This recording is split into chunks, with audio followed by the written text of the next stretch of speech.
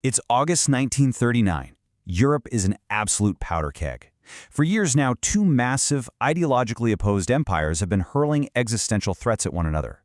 To the rest of the world, they are mortal enemies. And yet, behind closed doors in Moscow, they're about to shake hands and quietly set the entire globe on fire. Welcome to this explainer. Today, we aren't just looking at a timeline of dates. We're investigating a really stunning paradox of human ambition, crippling paranoia, and the raw pursuit of power.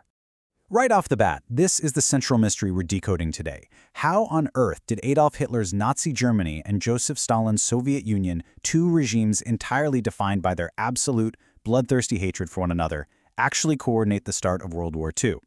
To figure that out, we have to look past the loud public propaganda. We need to examine the intense fear and the ruthless, cold-blooded calculations that drove two dictators to prioritize raw power over their deepest ideologies. Chapter 1. The Impossible Alliance.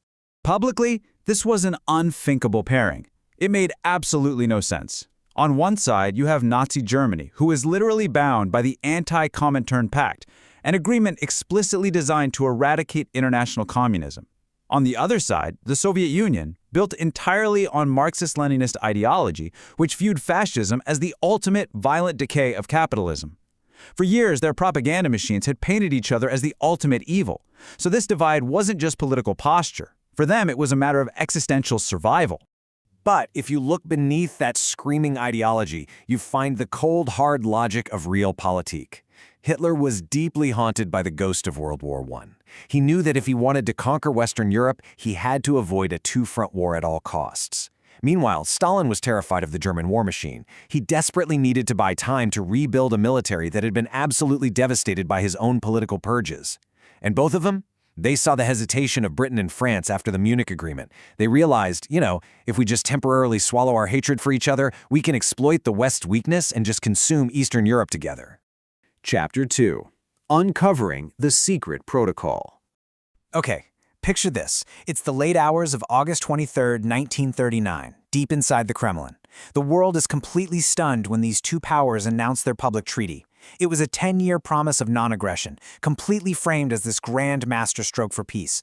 But the true story, the breathtaking discovery that was made only much later, was the secret additional protocol. Guys, this wasn't a peace treaty at all. It was a cold-blooded blueprint for mutual aggression, secretly carving up sovereign nations in the dark.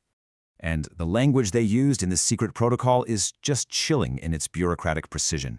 Take this quote directly from the historical archives.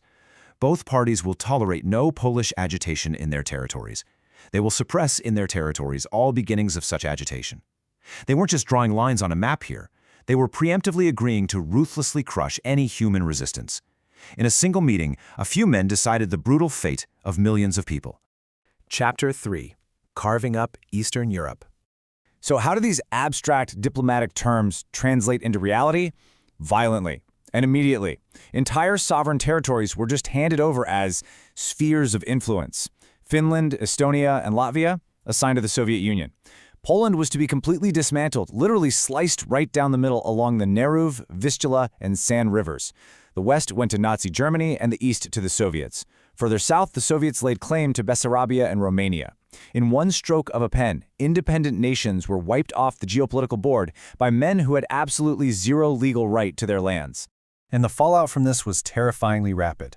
Just over a week after signing that pact, on September 1, Germany invaded Western Poland, officially igniting World War II. Then, on September 17, coordinating directly with German forces, Stalin ordered the Red Army into Eastern Poland. By September 22, the nightmare was fully realized. Nazi and Soviet militaries actually held a joint victory parade in Brest-Litovsk. The secret protocol was now a bloody, boots-on-the-ground reality. Now we have to remember that these spheres of influence weren't just geography, they were a death sentence. The implementation of this pact doomed hundreds of thousands of defenseless civilians, men, women, and children, to be packed into cattle wagons and deported to Soviet labor camps. It directly enabled systemic atrocities, like the horrific Cotton Massacre, where Soviet forces executed thousands of Polish officers. Caught between two totalitarian war machines, entire populations were just crushed. Chapter 4. The Inevitable Betrayal.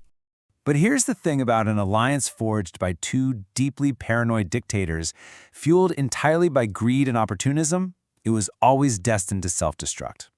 And that moment finally arrived in 1941.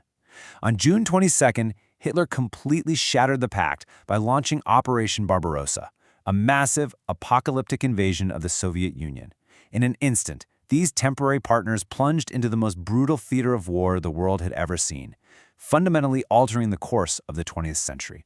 Yet, amazingly, the shadow of that 1939 agreement outlasted Hitler's betrayal and Germany's ultimate defeat. Using their eventual victory over the Third Reich, the Soviet Union permanently secured the very territories Stalin had originally carved out with Hitler. They maintained control of eastern Poland, they officially annexed Lithuania, Latvia, and Estonia, they dropped the Iron Curtain right across Central and Eastern Europe, and they staged show trials to eliminate Polish underground state leaders. Hitler was gone, but the initial blueprint of the Molotov-Ribbentrop Pact basically laid the groundwork for decades of Soviet domination.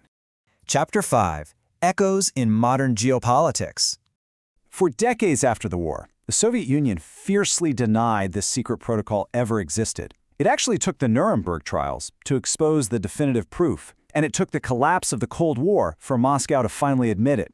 So you end up with this stark divide. On one hand, the historical reality of active Nazi-Soviet collaboration to start the war, versus a completely manufactured, state-sponsored alternate reality where the USSR was purely a noble defender of peace. So you might be wondering, why does an 80-year-old secret treaty matter to us right now? Well, because history isn't dead. The narratives we construct about the past are actively being used to justify the geopolitical maneuvers and aggressions of the present. Our sources, specifically a statement from the Polish Institute of National Remembrance, highlight exactly how fiercely this history is still contested today. They note that recent rhetoric from the Russian leadership attempts to revive a Stalinist vision of history, downplaying the Soviet Union's role in unleashing World War II and dismissing the violent annexations of the Baltics. The Institute argues that this is, quote, almost a literal copy of the propaganda dating back to the era of Stalin. It just shows that the memory of 1939 is still very much a battlefield at the highest levels of global leadership. Ultimately, the Molotov-Ribbentrop Pact was not just some historical anomaly. It was a terrifying demonstration of the logic of spheres of influence, this deeply arrogant belief that great powers can sit in a dark room and secretly negotiate away the freedom of millions. As we watch modern territorial conflicts unfold today, we are left with a pretty haunting question. Have we truly evolved past the cynical calculations of August 1939, or are we still living in a world where sovereign nations can be erased with the simple stroke of a pen? Thanks for joining me on this explainer. Keep questioning the past, and I'll see you next time.